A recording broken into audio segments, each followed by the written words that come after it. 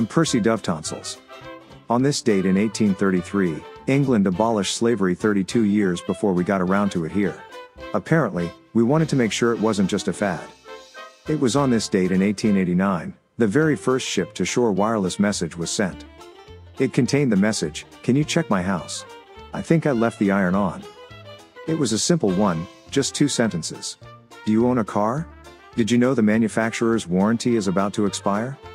The actual message was, "I can't believe I forgot the Dramamine." It was nice to finally get rid of all those wires in the ocean. On this date in 1955, the very first one-day round trip between New York and London was made. It not only set a record, but also allowed the pilot to check and see if he had really left the iron on. In 1958, the Silver Beatles, John Lennon, Paul McCartney, Pete Best and Stu Sutcliffe, began a 4-month stint at clubs in Hamburg, Germany. Eventually, the group dropped Silver from their name, and Pete and Stu from the group.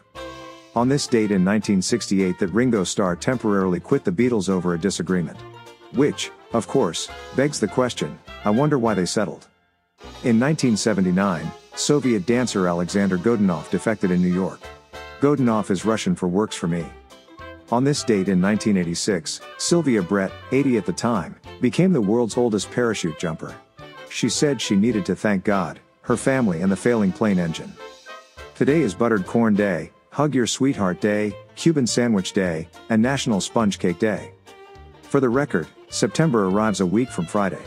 That's also the start of our Labor Day weekend. Scott Caan, James Caan's son, who you got to know in the remake of Hawaii Five-0, turns 47 today. Singer Pebbles turns 59 today. She plans a not-so-quiet night at home with Bam Bam. Shelley Long from Cheers is toasting her 74th birthday. Those night shift days seem so long ago. Rick Springfield turns 74 today. These days, he wishes he was Jesse's great-grand girl. Richard Sanders turns 83 today. You may have known him best as Lanesman from WKRP in Cincinnati. Sports and weather next. And turkeys. Barbara Eden, who played Jeannie on the old TV series, I Dream of Jeannie, turns 92 today with the blink of an eye. The good news, she's staying out of the bottle these days. Hopefully, she's not still wearing the same outfit. And finally, a sheriff in Georgia has pleaded guilty to groping a judge and has resigned. In which universe does groping a judge ever sound like a good idea? With exciting facts to clutter your mind, I'm Percy Dovetonsils, for KDAZ, Digital Broadcasting. And thanks for listening.